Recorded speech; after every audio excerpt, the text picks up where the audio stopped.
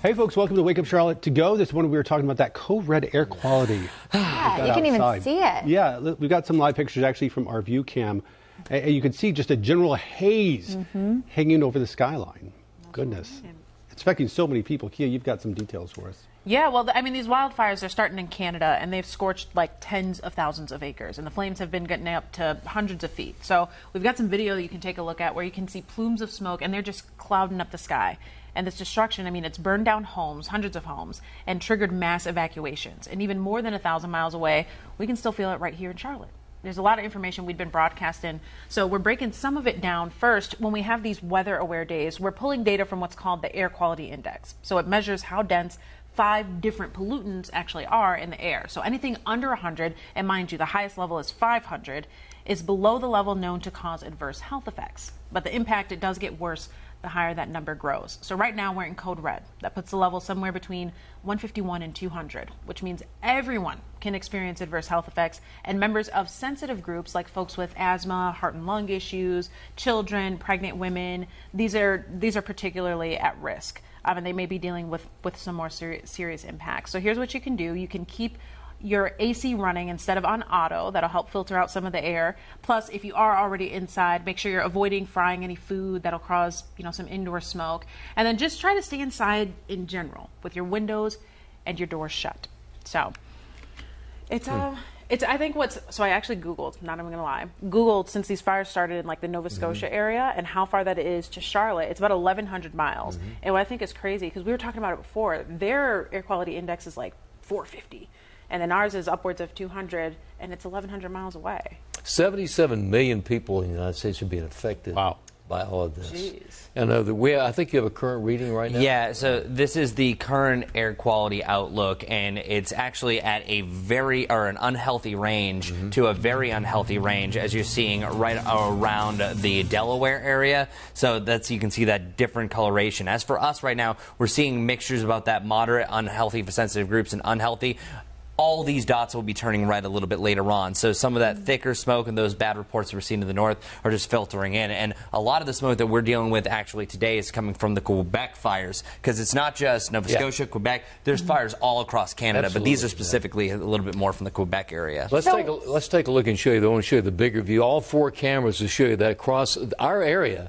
We're talking about haze covering not only Charlotte, but you can see that's our camera Dallas, also Monroe, over towards Kannapolis and uptown. You can see the haze off in the distance. So here's what we're looking at. Chris is talking about right now. So right now it's okay, but it's going to increase in intensity because we do have that code red, and that means anyone should avoid time outside, no strenuous activities. And you remember the masks that we wore during COVID are okay to wear. So if you're someone who's got a respiratory problem, asthma, emphysema, wear those outside, because that smoke is a major issue we're going to be dealing with. Also, visibility. Notice here in Charlotte, that's from the haze. That's 4 miles at the airport, 4-mile visibility out there. So it's certainly affecting us in our area. Once again, 77 million people in the United States being affected by this. So John Kelly chiming in saying, what's crazy, you will still see people outside running today. But I want to know, so can we not do that? What about my kids who have recess and they go outside? Is that okay, or should I be emailing the school saying don't send the kids outside? I mean, theoretically you shouldn't, but if you got healthy kids, they're not going to suffer from it. It's people who have respiratory problems. Those are the ones who are going to feel this, and it is a major issue. At this point, I think that's up to individuals. If your kids are healthy and okay. I mean, they're saying limit your time outside and no strenuous activities, but there are people at work outside. They've got to do it. They're going to not stop construction, working on the highways.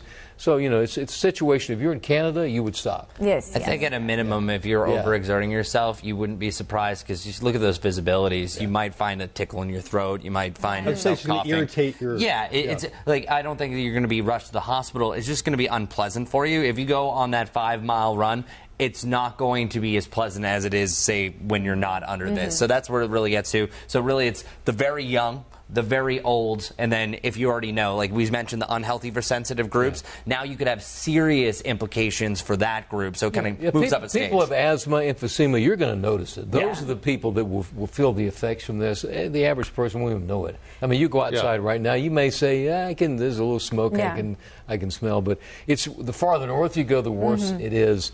And, I mean, it's all subjective, but, the thing about, frying foods, I'm not sure about that. I mean, that's what they're saying, but, we got to eat, we got to live. Yeah. We just have to be careful, that's all. There are probably bigger concerns about frying foods than what you're breathing. Probably just the fried foods themselves. How long do we expect this to last, though? Is this going to be an issue tomorrow, through the weekend? Code red today, code orange tomorrow. Okay. It could be extended. And the farther south you go, the better it gets. Once you get down towards Charleston, South Carolina, that part, they have a code green down there. Okay. Well, and it's a perfect setup. The whole reason why you're seeing this is it's all because of the jet stream, the way the atmosphere goes. Yeah. So a low pressure system, the way it turns is turning the wind south. High pressure system on the eastern side is turning the wind south. So you almost have this funnel of smoke that's heading right towards the eastern seaboard. That's why you're seeing it so bad through Maryland, Delaware, now down into the Carolinas. And then once that starts to lift, it's not as bad for the weekend. So definitely over the next 3 days, just be aware that there's